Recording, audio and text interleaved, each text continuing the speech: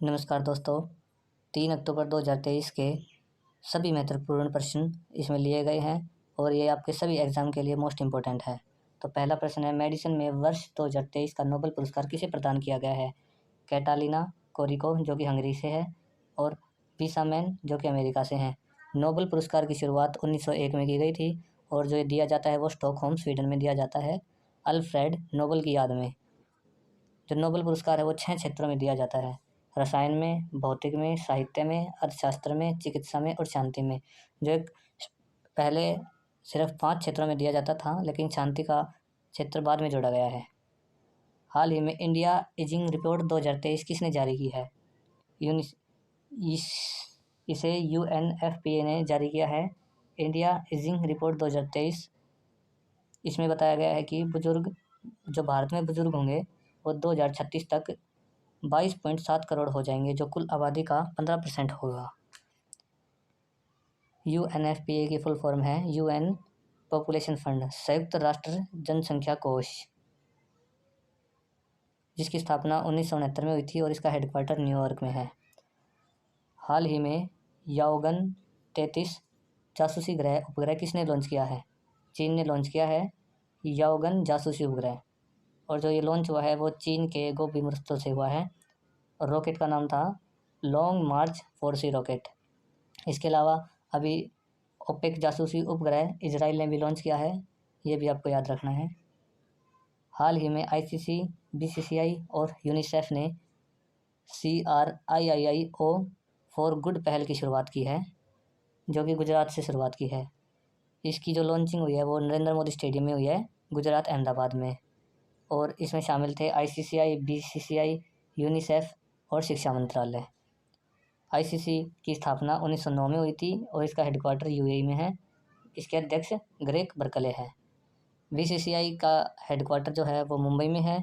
इसके अध्यक्ष हैं रोजर बिन्नी और इसके उपाध्यक्ष हैं जय शाह। प्रतिवर्ष अंतर्राष्ट्रीय कॉफ़ी दिवस कब मनाया जाता है? 1 अक्टूबर को। इसकी शुरुआत हुई थी 1 अक्टूबर 2015 को।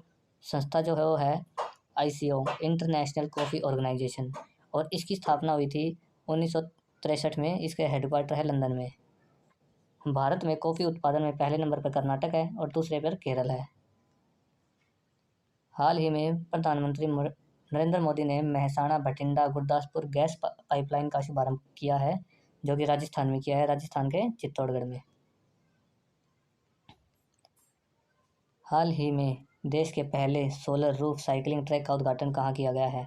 हैदराबाद में, जो कि देश का पहले नंबर का होगा। इसमें साइकिलिंग ट्रैक की छत पर 16,000 सोलर पैनल लगाए जाएंगे, जिससे स्टिल लाइट और बिजली बनेगी।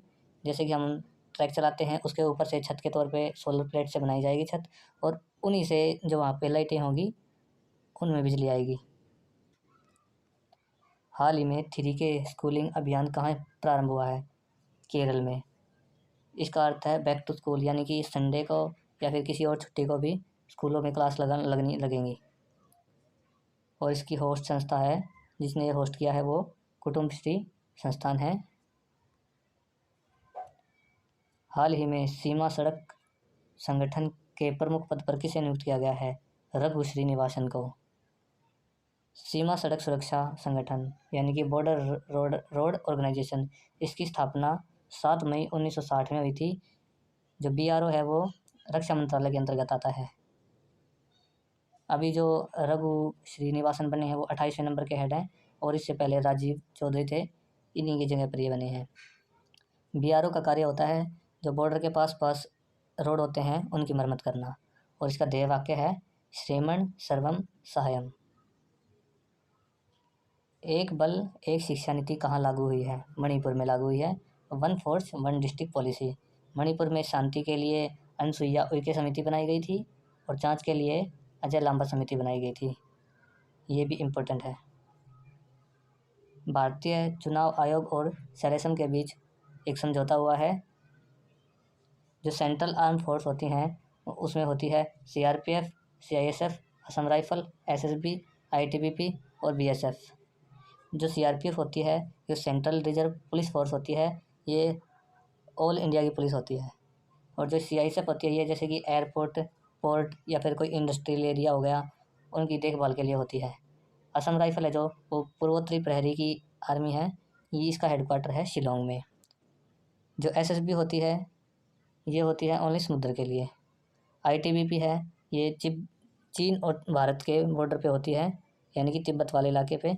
और जो बीएसएफ है वो भारत पाक के बॉर्डर पे होते हैं और भारत बांग्लादेश के बॉर्डर पे होते हैं।